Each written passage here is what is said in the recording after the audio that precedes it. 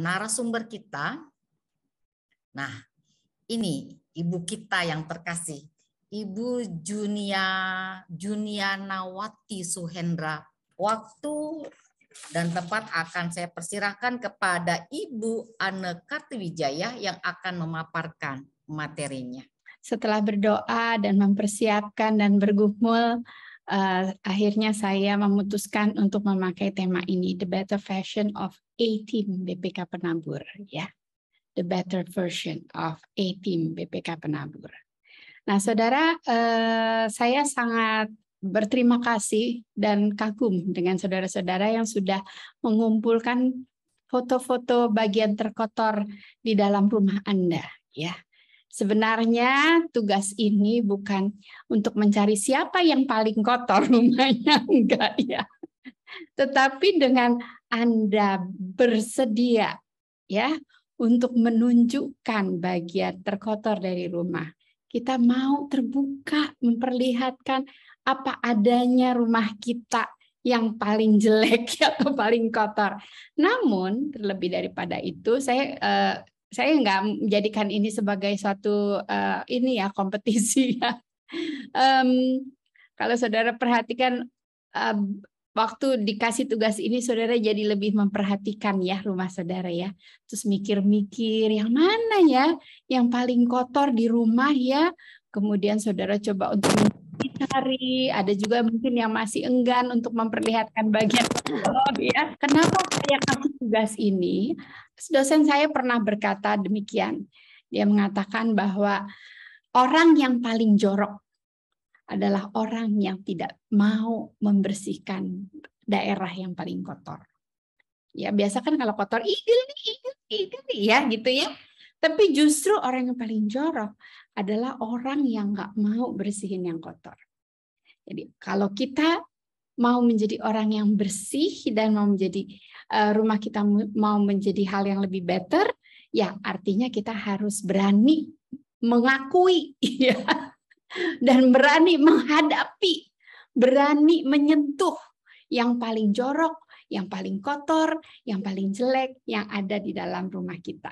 Ya, nah saudara, ini salah satu hal yang saya mau kita sama-sama mulai sebelum ada pertemuan ini ya. Saudara, di dalam 2 Timotius 2 ayat 20 dikatakan dalam rumah yang besar bukan hanya terdapat perabot dari emas dan perak, melainkan juga dari kayu dan tanah. Yang pertama dipakai untuk maksud yang mulia, yang terakhir untuk maksud yang kurang mulia. Jadi yang vessel honor vessel sama vessel of honor sama ordinary vessel. Dengan kata lain, saudara, kita semua nih ya, berapa orang di sini? Kurang lebih 400 lebih. Kita semua adalah alat-alat yang dipakai oleh Tuhan. Perabot-perabot di dalam kerajaan Tuhan. Tetapi apakah kita semua adalah perabot yang mulia? Apakah kita, ya dipakai sih dipakai, tapi ya bisa-bisa aja begitu ya. Nah saudara, tantangan kita sebagai pendidik ya saat ini ya, setelah lockdown, setelah pandemi dan sebagainya, saya banyak sekali mendengar ya. Kemarin ini Klasis Jakarta Selatan, GKI Klasis Jakarta Selatan minta kami untuk berbicara kepada orang tua tentang addiction gadget ya, menjadi satu pergumulan dari orang tua yang punya anak TK sampai SMA dan bahkan mahasiswa gitu. Dampak daripada lockdown, dampak daripada online learning, dampak dari masalah pandemi ini berdampaknya cukup panjang. Jadi ini tantangan yang kita hadapi. Berani nggak kita ngadepinnya dan mau nggak kita ngadepinnya? Dan kadang-kadang waktu kita ngadepinnya ada nyelekit-nyelekit di hati ya. Tadi Pak John membawakan sangat bagus sekali. Nah, saudara, saya ingin tanya sama saudara ya. Saya coba lihat-lihat, oh kalau gitu angka kriminal bertambah kali ya, meningkat ya. Tapi saya lihat ternyata saudara 2019 sampai 2020 kriminalitas di Indonesia menurun loh. Ya, kenapa? Terus kenapa tingkat kriminalitas remaja ditangkap dan dimaksud penjara ya, juvenile criminal yang get caught gitu ya, secara global menurun termasuk di Amerika. Kenapa? Ya, jawabannya waktu 2019 sampai 2020 kan lockdown ya. Mereka lagi ada di rumah gitu ya. Tapi masalahnya di 2020 dalam waktu 3 hari awal tahun 2022 tren kejahatan meningkat sampai 195%. Saudara, saya ketika saya ke Amerika di rumah ponakan saya yang biasanya aman-aman, 2 kali ponakan saya itunya bannya dikempesin. Sepatu hilang gitu ya. Tempat yang biasanya aman udah nggak aman. Di mana-mana saya lihat ada banyak sekali orang-orang yang homeless, yang narkoba dan sebagainya, yang teler-teler begitu, berantem di tengah jalan, rebutan sepeda begitu ya. Aduh, saya sebenarnya agak ngeri ya ngelihat kondisi dunia sekarang. Dan mungkin di Indonesia juga akan terjadi seperti itu. Perampokan, kemalingan dan sebagainya. Pertanyaannya, apakah anak-anak muda kita begitu enggak ya? Murid-murid, oh, enggak lah, anak BPK Penabur enggak. Masalahnya mereka ada di mana, saudara? Mereka mungkin tidak ada di jalanan, enggak ada di jalanan. Tapi mereka ada di dunia maya. Yang mereka juga melakukan banyak hal ya. Transaksi-transaksi maya yang kita tidak tahu. Saudara lebih ngerti lah ya, guru-guru SMA. Dan angka bunuh diri saudara rentan ya di usia 15 sampai 29 tahun. Nah, ya, dan kita juga melihat gaya hidup gelagat daripada anak-anak kita dengan kondisi sekarang itu banyak berubah dan bikin orang tua garuk-garuk kepala. Gimana? Itu sebabnya kenapa mereka teriak-teriak. Ya, kemarin ada satu orang tua bawa anaknya ke Sahabat Kristus on-site pertama kali ya. Pertama kali anaknya masih kecil banget kan ya. Dia takut-takut anaknya nggak mau. Biasanya kan online nggak pernah lihat loh gitu, masih masuknya dari dalam dan dari bawah dan mereka mesti naik tangga sendiri naik ke atas gitu kan ya. Udah takut-takut, pas anaknya masuk mau gitu ya, jalan sendiri. Wah, dia sampai loncat-loncat, sampai joget-joget, kesenangan. Dia langsung, me time gitu ya. Rasanya senang banget. Saudara, ada hal-hal yang masalah yang akan terjadi di dalam generasi ini. Nah, saudara, mungkin saya dapat dari internet, nggak tahu siapa, ada orangnya ada di sini nggak ya. Kita semuanya berjuang untuk menyelamatkan atau menyelamatkan BPK Penabur ya. Semua sekolah pasti mengalami krisis yang besar sekali. Restoran aja banyak yang tutup ya. Toko buku di Amerika banyak yang tutup, toko buku Kristen maksud saya. Sekolah juga banyak yang tutup, gereja mungkin juga banyak yang tutup. Saudara, ini adalah satu krisis yang luar biasa. Ke depan juga ekonomi semakin bertambah sulit begitu ya. Kita semuanya berjuang untuk menyelamatkan sekolah ini. Mungkin bagi saudara ada satu unsur menyelamatkan pekerjaan saudara ya, menyelamatkan income. Tetapi hari ini saya ingin kita sama-sama coba melihat, kita bukan hanya berusaha supaya menjadi sekolah yang unggulan, yang koleksi piala. Nah, tapi kita sedang berbicara menghadapi suatu tantangan yang besar sekali, saudara.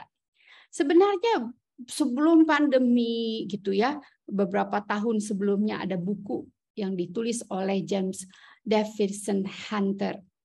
Waktu suami saya ngambil Christian School Education di Texas, dia dikasih buku ini dan saya baca. Jadi sebenarnya ini buku suami saya ya. Saya coba baca dan saya melihat ada konsep-konsep yang mungkin intriguing kita hari ini. Saudara, di dalam buku ini ya, ada beberapa konsep karakter yang kita mau sama-sama gumulkan dalam konteks relasi ya. Karakter selalu berhubungan dengan standar moral yang eksplisit dari perilaku ya. Jadi standar moral yang terlihat di dalam perilaku itu berhubungan ya. Karakter berhubungan dengan nilai moral, orientasi kerja, pertumbuhan, pengembangan, pencapaian, untuk kepentingan for greater good gitu ya. Nah, saudara, di dalam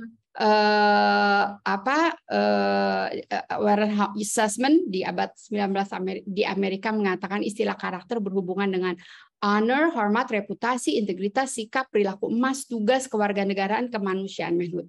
Ya. Nah, saya ingin kita sama-sama melihat bahwa karakter yang kita maksudkan adalah the best version of someone. Ya, jadi karakter itu adalah the best version of someone. Saya punya versi sendiri. Ibu Rina punya versi sendiri. Ibu Natalia punya versi sendiri. Ibu Eni punya versi sendiri. Yang sudah dirancang, dicipta, direncanakan oleh Tuhan sejak awal mulanya. Ya, Efesus 3 ayat 20 mengatakan demikian. Dan sebenarnya bagaimana kita mencapai the version yang Tuhan berikan. Nah, karakter menurut Hunter itu adalah ekspresi dari nilai moral sebuah komunitas. Ini menarik sekali, saudara, ya. Bahwa sebenarnya waktu kita melihat BPK Penabur, gitu ya. Terus kita lihat muridnya nih, murid BPK Penabur, kan ada karakteristiknya ya, yang mirip-mirip gitu. Waktu gitu, ini kayaknya anak penabur nih. Kayaknya anak penabur. Nah, pertanyaannya ya, ciri-cirinya kayak apa tuh? Kayak saya kan dulu di Tresia ya. Kalau di Tresia itu, Tresia sama Santa Ursula agak beda tuh. Ya, walaupun sama-sama Ursula ya, satu Ursula 1, satu Ursula 2. Tapi di Ursula 2 itu anak-anaknya agak beda tuh ya. Lebih gigih, lebih apa begitu ya. Kalau di sekolah kami yang Teresia 1 mungkin Ursula 1 lebih senang main gitu ya. Lebih apa sih? Lebih cantik. Kalau Ursula 2 kan kayak bajunya juga kayak rambutnya juga kayak mikirin diri sendiri gitu kan ya, panjang-panjang segala macam begitu. Ada karakteristik. Nah, saudaraku sekalian, karakter menurut Hunter itu ekspresi yang kelihatan dari nilai moral sebuah komunitas. Artinya, kalau kita melihat ciri-ciri, artinya kita melihat jadi standar moral dari komunitas itu apa, gitu ya. Nah, ada identitasnya begitu. Nah, karakter individu menurut Hunter itu membuat bentuk budaya sebuah komunitas. Ini BPK Penabur SDK 5 sama SDK 9 misalnya ya. Walaupun sama-sama SDK punya budaya yang mungkin ada bedanya. Kelapa Gading sama Muara Karang ya, mungkin ada bedanya budaya tersebut. Bahkan budaya kelas 5 sama kelas 5A sama kelas 5B bisa ada perbedaan gitu ya. Nah, yang membedakan itu apa? Karakter dari individu ini membentuk budaya. Siapa pengelolanya? Ya siapa yang memimpin di situ, ya kan? Jadi karakter si pemimpin akan mempengaruhi budaya komunitas tersebut. Karakter si kepala sekolah akan mempengaruhi budaya daripada sekolah tersebut. Karakter si guru kelas akan mempengaruhi budaya dari komunitas kelas tersebut. Jadi don't play, saudara. Saya waktu persiapan ini saya sebenarnya refleksi diri juga ya, evaluasi ya. Sebenarnya sekarang ini kita tuh sedang membentuk apa sih? Gitu ya. Keberadaan saudara nggak bisa pasif. Karakter saudara sepasif apapun akan membentuk budaya di dalam komunitas saudara. Nah, argumen Hunter begini saudara yang menarik yang saya ingin menggelitik saudara ya. Silahkan gelisah. Banyak institusi, bukan hanya sekolah, tapi khususnya sekolah, yang berusaha untuk menanamkan pengertian moral kepada anak. Membangun karakter anak. Tetapi justru menjadi bagian dari masalah. Bukannya memperkuat, malahan dengan usahanya memperkuat karakter, dia sedang memperlemah karakter. Saudara, ini saya sangat mengganggu ya, kalimat ini mengganggu. Saudara dibilangin ya, diomongin sama orang ini, kebetulan orangnya orang lain kan ya, yang nggak kenal kita semua. Tapi kalau ada yang ngomong, BPK Penabur ya, program-program apa PKNBK, susah banget sih. PKBN 2K. PKBN panjang banget. PKBN 2K program-programnya justru melemahkan karakter. Aduh, saudara bisa ngamuk ya. Kita udah setengah mati berusaha. Kita dibilang melemahkan karakter. Nah, saudara, di dalam pergumulan ini kita juga melihat si Hunter juga bilang dari setiap kepedulian yang tulus tentang kehidupan moral anak, kehidupan moral masyarakat, strategi yang sudah diusahakan telah justru menambah rumit masalah daripada menjadikannya lebih baik. Usaha yang dilakukan banyak institusi bukannya restorasi karakter dan mencapai ideal standar moral, justru menghancurkan. Oh, makin lama makin itu ya, makin tajam gitu ya. Tadinya bikin masalah, melemahkan, lama-lama menghancurkan. Terjadi death of character. Kenapa saudara? Karena memang Amerika punya masalah. Ya, Amerika mempunyai masalah, yaitu di sekolah-sekolah di public school standar moral itu dihilangkan. Ya, anak-anak nggak boleh berdoa di sekolah, gitu. Kalau berdoa malah menjadi masalah. Waktu zaman Trump sudah coba diperbaiki. Setelah zaman Trump berakhir, balik lagi. Saya bukan inian Trump ya, saudara. Cuma ini realita dan fakta yang terjadi di sana. Sehingga mereka belajar dan menjadi pelajaran buat kita. Dasar dari kehancuran karakter adalah ketika instruksi moral. Jadi moral itu nggak bisa tanpa instruksi, tidak bisa bertumbuh di dalam vakum begitu ya.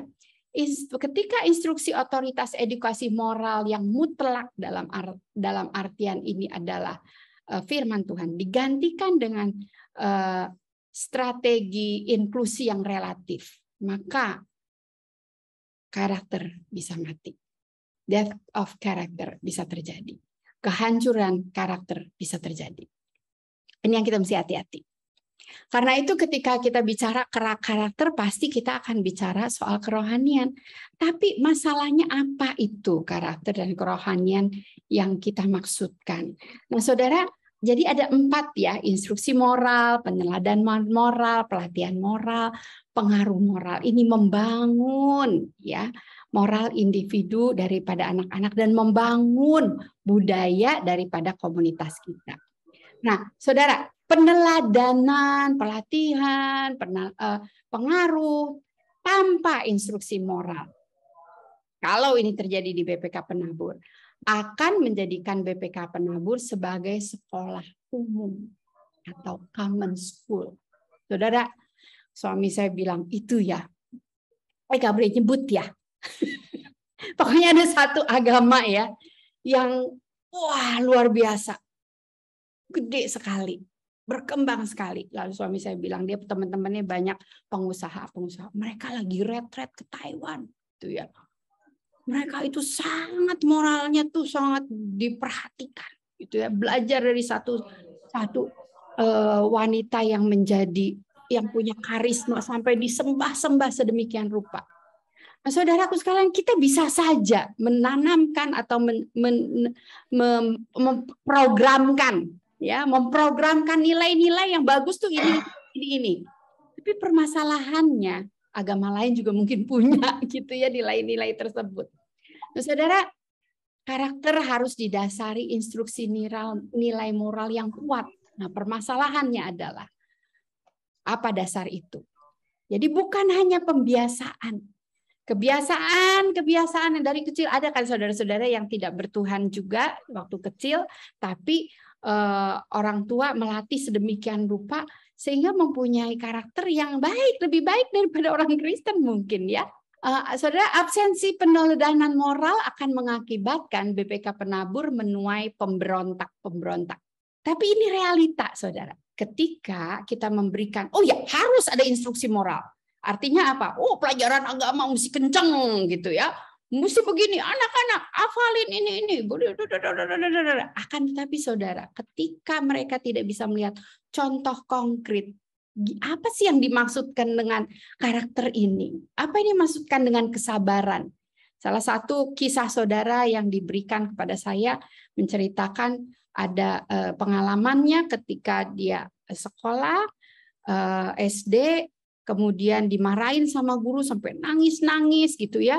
Nggak ada guru yang mendekati.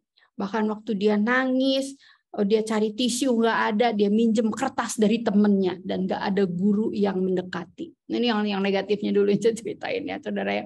Saudara, itu akan menimbulkan akar pahit, luka Ya, luka di dalam hati murid, pengalaman di sekolah yang tidak jelas, tidak menyenangkan, dan itu akan menimbulkan dia akan menjadi pemberontak. Nah, akan tapi karakter yang teguh, ya, bukan hanya sebuah keyakinan atau conviction dari, ya saya yakin, saya believe, ini iman saya, tetapi cinta kasih dan dedikasi yang mendalam. Karena tidak ada seorang pun bisa menjadi martir kalau dia hanya bersandarkan kepada keyakinan. Seorang bisa menjadi martir karena dia sudah mengalami satu relasi yang sangat kuat dengan siapa yang dia bela, dengan siapa yang dia agungkan dan dia sembah. Saudara, Stefanus salah satu martir pertama yang kita kenal, yaitu orang yang anak yang masih muda. Dia bukan hanya punya keyakinan percaya bahwa Yesus adalah Mesias yang dijanjikan, tapi dia juga melihat kasih Yesus kepada banyak orang.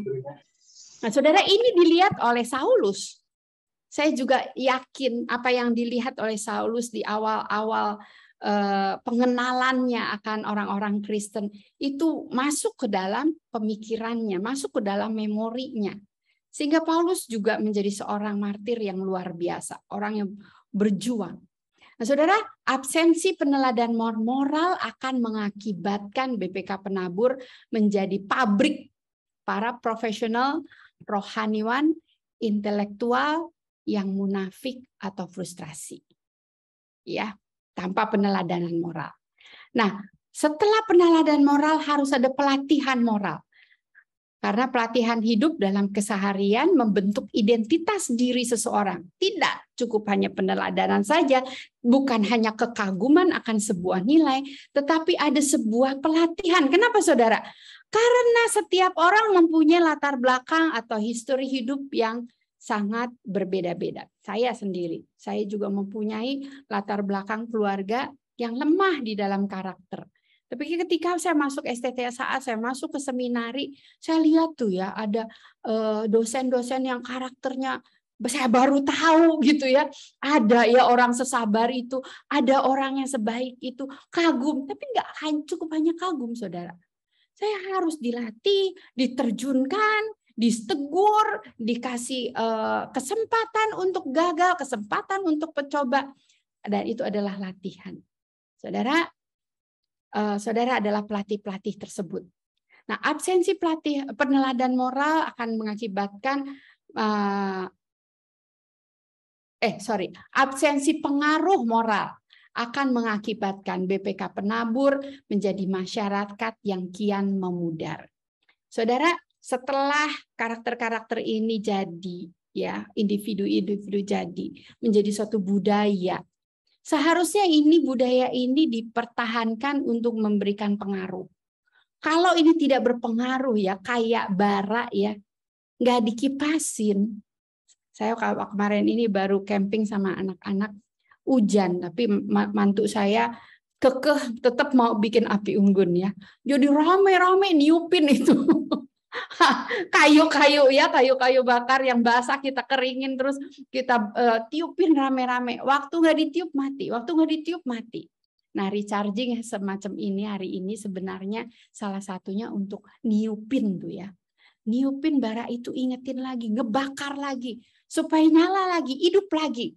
Nah, saudara, kalau saudara ada kesempatan di recharge, saudara menghindari diri seperti bara yang kemudian mengasingkan diri, lama-kelamaan kita akan mati, ya. Nah, karakter-karakter individu menurut Hunter membentuk budaya sebuah komunitas yang memberikan pengaruh. Jadi kalau sampai komunitas yang saudara naungi, ya, entah itu kelas saudara, sekolah, ataupun departemen, jikalau itu sudah memberikan pengaruh budaya tersebut, itu adalah saudara melihat bahwa sebenarnya komunitas ini sudah menjadi kuat, ya. Nah, saudara, masalahnya ada problem, ya, problem umum dari pembinaan iman dan karakter pada generasi muda. Apa, saudara?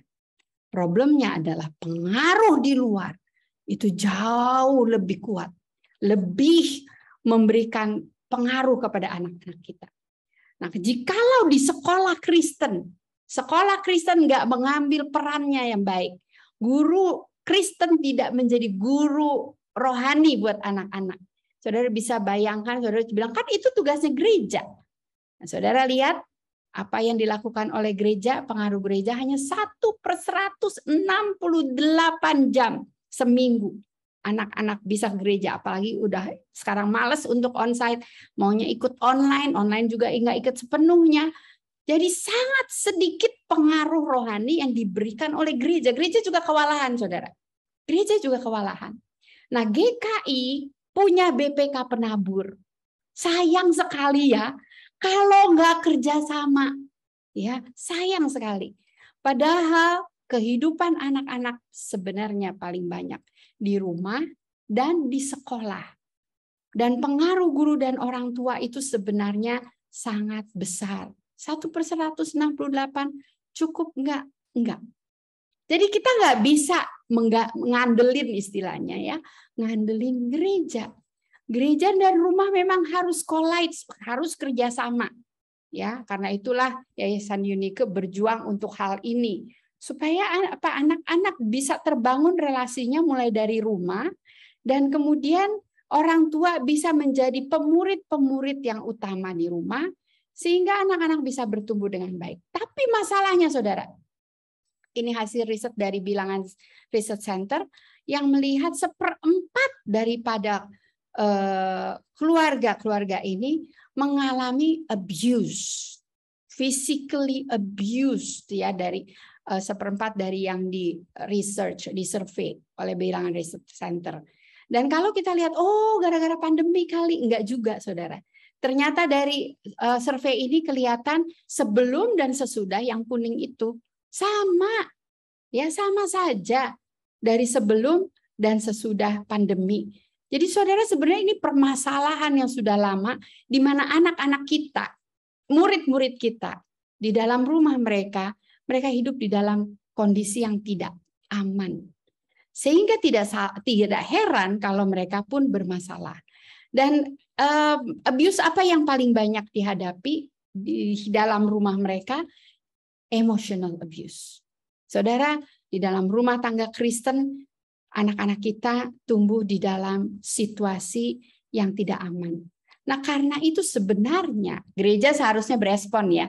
Tapi ternyata setelah ditanya, respon gereja itu sebagian besar mengatakan tidak atau tidak tahu. Ya, hanya seprapat yang mengatakan ada respons dari gereja. Dengan kata lain sebenarnya saudara, peran dari saudara-saudara di sekolah Kristen itu besar sekali. Sekali lagi saya mau mengatakan, di dalam kondisi sekarang ini, peran saudara sebagai guru itu besar sekali. Besar sekali untuk apa, saudara? Untuk memperkuat orang tua, untuk bekerja sama dengan gereja. Jadi kalau bisa, saudara, ada ada kerjasama ya, gereja, rumah dan sekolah menjadi pemuritan yang sinergi ya, inklusi, edukasi moral dalam moral Kristiani bagi anak-anak, kerjasama gereja dan sekolah dan orang tua itu perlu kerjasama. Jangan jadikan mereka musuh. Jangan jadikan mereka orang asing. Guru sekolah minggu dan guru sekolah pakai ruangan yang sama. Jangan berantem gara-gara naruh sembarangan atau gara-gara kotor ruangannya. Ya, kerjasama. Karakter bukan hanya hasil dari pelatihan beberapa sesi dari buku Hunter ini ya, tapi sebuah catatan sejarah relasi dan pengalaman hidup seseorang. Saudara, nggak bisa kita cuma bilang, oke, ada program pembangunan karakter 3 sesi atau 6 sesi. Nggak jadi, saudara. Mungkin untuk sementara oke, tapi nggak tahan lama. Kenapa? Karena yang namanya karakter itu adalah sesuatu yang terus-menerus secara slow response ya, secara perlahan-lahan menyerap di dalam hati yang terdalam dan terukir di dalam hati. Nah, saudara, kalau kita lihat di sini gereja, sekolah, rumah akan membangun individu. Karakter bukan hanya hasil dari pelatihan beberapa sesi, tapi sebuah catatan mengukir dalam sebuah sejarah nilai di atas batu hati yang kokoh. Ya, saudara mesti ingat itu. Nah, sekarang saya mau nanya sama saudara ya, kita akan bilang menjadi unggul. Ya, menjadi unggul dengan dasar Alkitab, ada kerohanian dan karakter. Nah, akan tetapi saudara ketika kita bicara dasar Alkitab tadi aja ya, inkarnasi, ministry inkarnasi. Sebenarnya dasar daripada kerohanian kita adalah kasih Tuhan. Seseorang menerima kasih Tuhan, lalu Ulangan 6 mengatakan kasihilah Tuhan dengan segenap hati, itulah kerohanian, gitu ya. Dan yang namanya karakter itu bagaimana seorang sudah menyadari kebergantungan, kemudian dia bertumbuh di dalam kerohanian tersebut dan relasi dengan Tuhan, lalu muncullah buah-buah roh yang kita sebut sebagai karakter. Jadi karakter itu adalah buah roh dari pengenalan akan Tuhan dari dasar. Nah, akan tetapi kemudian kita lihat, tapi akhirnya saudara kalau kita lihat begini kok jadi seharusnya ada terjadi ada terjadi kontradiksi gitu. Mungkin nanti Pak Andi Gunawan akan bicara soal ini. Saudara, yang kita takut ya, anak-anak nggak punya cita-cita, tidak punya daya juang, kemudian jadi gagal. Jadi motivasi mereka tidak ada. Sehingga kita mau usahakan supaya anak-anak ingin menjadi yang unggul, maka mereka bersaing. Nah, tapi apa akibatnya saudara? Mengutamakan diri sendiri untuk menjadi unggul. Jadi unggul kan gini, unggul yang lain nggak unggul gitu kan ya. Yang lain nggak unggul, aku unggul sendiri. Lah kok ya jadi terbalik gitu ya? Kan saya maunya mereka punya karakter yang dasarnya Kristus. Tapi dasar Kristus nggak bilang kita suruh jadi yang nomor 1. Enggak.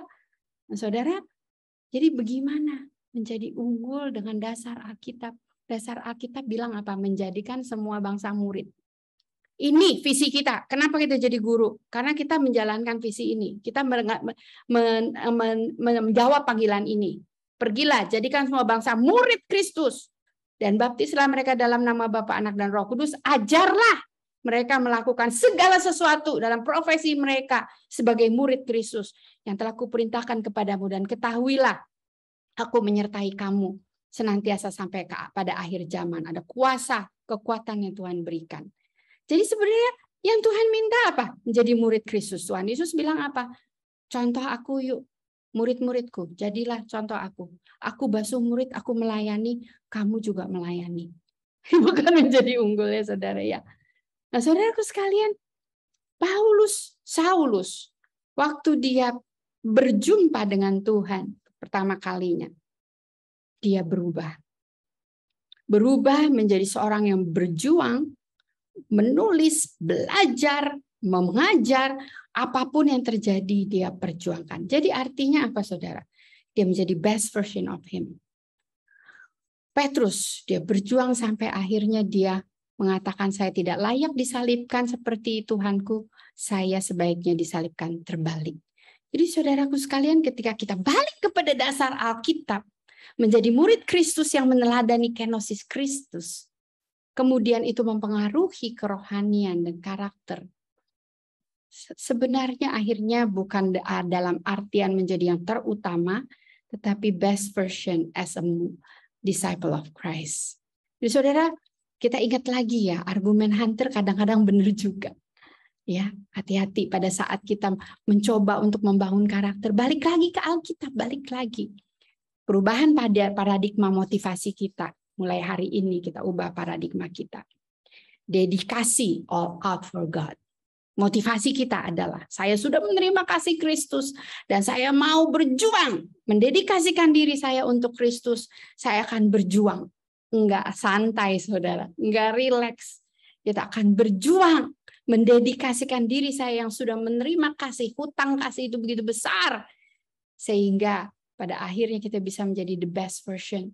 Mengalami transformasi terus bertumbuh sebagai murid Kristus. Artinya menjadi guru, saudara harus menjadi murid. Ya, saudaraku sekalian, apakah ini terlalu ideal atau terlalu abstrak? Di dalam survei ya yang saudara sudah tugas yang saudara sudah buat, saya melihat ini enggak abstrak, enggak terlalu ideal karena sudah terjadi. Dari 174 saudara-saudara yang mengisi, mencari ya mengumpulkan karakter-karakter yang saudara bisa lihat, bisa tangkap di kalangan kehidupan saudara dalam kalangan sekolah. Kepribadian impresif, sederhana, tulus, adil, tegas dan lembut banyak saudara. Ya, ada yang mengatakan guru saya tegas, galak begitu ya, tetapi ada kelembutan, galak tapi mengasihi anak begitu. Tegas dan lembut itu cukup banyak. Tetapi yang paling banyak adalah mengatakan kesederhanaan, tulus, dan adil. Dan ini semangat antusias itu banyak sekali yang mengisi. Semangat antusias, cerita, menyenangkan. Jadi saudaraku sekalian, jikalau anak-anak bisa melihat gurunya itu menyenangkan, gurunya semangat, mengajar, gurunya ceria, bagi mereka itu sudah mereka ada hidup di dalam kerajaan Allah, ya, di mana cicipan kerajaan Allah di dalamnya melihat karakter Kristus yang bersemangat. Ada satu perjuangan, totalitas, tanggung jawab, disiplin, kerja nggak separoh-separoh, tetapi totalitas memberikan kepada Tuhan, ngajar dengan totalitas, kreatif, inovatif, inspiratif, tekun, teliti, rajin, bisa kerjasama, murid bisa ngelihat gurunya kerjasama sama rekan atau enggak. Ya, antara saudara bisa melihat rekan yang lain bisa kerjasama apa enggak. Integritas, cuma sedikit sepertinya ya yang integritas. Nah saudara, ada yang mengatakan demikian, Bu Sitoru sangat menginspirasi saya. Dia sosok yang bersahabat, tempat ternyaman anak-anak bercerita, mengerti sekali dengan kondisi siswa. Walaupun kami dulu itu ada kelas unggulan yang isinya anak-anak yang bisa dibilang persaingan ketat dalam nilai ya. Tetapi saudara ingat ya yang tadi saya ngomong soal unggul-unggul gitu ya. Tapi saya melihat apa saudara, si Ibu Sitorus ini. Dia memberikan suasana di dalam kelas itu bukan suasana yang wah mesti bersaing bagaimana walaupun kelasnya akhirnya menjadi kelas unggulan ya, dibilang mungkin ada persaingan ketat dalam nilai, tapi kok anak-anak bisa senang belajar, serius dalam belajar, menantang dengan kuis, mereka mengalami sukacita. Itu sesuatu yang unik dan menarik ya. Nah, kemudian dia mengatakan selama saya berkarya begitu ya, melihat ada sosok yang tangguh dan penuh daya juang dan tidak pernah menceritakan kejelekan, kekurangan teman yang ada di dunia kerjanya. Kerjasama yang baik. Relasi terhadap rekan dan murid yang dilihat adalah sabar. Banyak sekali yang ngomong sabar. Ya ternyata ya kalau saudara sabar itu gampang kelihatan, ketangkep ya, nggak cepet marah, saudara bisa menahan emosi, nggak emosional begitu ya, ramah, menghargai orang lain, respect terhadap rekan dan terhadap murid, rendah hati dan adil. Relasi murid dengan rekan atau keluarga, ya ternyata ada juga yang memperhatikan relasi guru dengan keluarganya, berkorban untuk memperhatikan keluarga. Saudara, banyak sekali yang menjawab suportif. Mungkin tidak mengatakan pakai kata suportif, tetapi yang saya melihat karakter suportif, karakter yang mau mendukung, memotivasi murid, memotivasi rekan, mengatakan hal-hal yang positif supaya ada rasa percaya diri, anak mau mencoba, membantu, mendukung, bukan hanya murid tetapi juga rekan lain. Ringan tangan, open hand gitu ya. Perhatian juga banyak saudara. Yang mengatakan perhatian. Ini sudah ada di budayanya BPK Penadbur. Pendengar yang baik, peduli, pengertian terbuka, menerima apa adanya. Yang mengatakan dedikasi sebagai guru tidak hanya mengajar saja, tapi memperhatikan setiap siswa yang diajar ketika di kelas. Ketika belum masuk 100% ada yang sakit diperhatiin. Ya, selalu memotivasi dan berpikir positif, totalitas dalam bekerja, mengarahkan dengan baik, memberi semangat dan percaya bahwa saya bisa. Ya, rasa percaya bahwa rekan bisa itu juga adalah karakter yang membuat suasana budaya yang luar biasa. Nah, saudara, yang paling langka dari semua yang masuk adalah masalah spiritualitas. Tapi ada, ya. Ternyata saya lihat yang dibilang spiritualitas itu mendoakan. Saya juga belajar, saudara. Ada nggak sih budaya berdoa di sekolah saudara? Kalau ada anak, yuk berdoa, yuk kita berdoa. Ajak berdoa, mungkin di kantin, mungkin di kelas, ya. Mama lagi sakit, yuk kita doa. Stop to pray. Ada nggak begitu? Nah, saudara, ternyata itu memberikan kesan ya. Bukan hanya memberikan perhatian, saya sayang kamu, tetapi Tuhan sayang kamu. Saya sayang kamu karena Tuhan sayang kamu. Saudara, bijaksana, tahan menderita, berkorban, kelahiran baru yang jelas. Hanya satu yang mengatakan demikian, tetapi yang lain juga mungkin maksudnya sedemikian. Selalu bersyukur dalam segala keadaan. Nah, ini yang diperhatikan. Jadi saudaraku sekalian, karakter Kristen kerohanian itu tidak bisa lepas dari relasi ya. Ini ada satu kesaksian yang bagus, dia mengatakan background dari Miss Indah adalah Muslim. Ya, dia menceritakan tentang kayaknya rekannya atau gurunya, saya juga kurang jelas, kayaknya rekannya. Dia menjadi Kristen karena perjumpaan dengan Tuhan Yesus. Meskipun orang tuanya haji, tapi dia tetap ambil keputusan menerima Tuhan Yesus bukan karena suami waktu ditempatkan bekerja sama dengan dia dan ada persahabatan ya, curhat, memberikan kesaksian bahwa Tuhan itu baik. Waktu mutasi ternyata dia sakit kanker. Nah, ini saudara menarik. Kita bisa menjadi berkat, membentuk karakter dan kerohanian bahkan pada saat kita tidak bisa. Yaitu pada saat dia sakit, pada saat si Miss Indah ini sakit kanker, kemudian dia telepon dan responnya itulah yang menjadi berkat. Dia mengatakan, puji Tuhan Mbak, saya baik. Tuhan Yesus baik buat saya. Di tengah-tengah kesakitannya, di tengah-tengah penderitaannya, dia melihat ada iman yang kuat.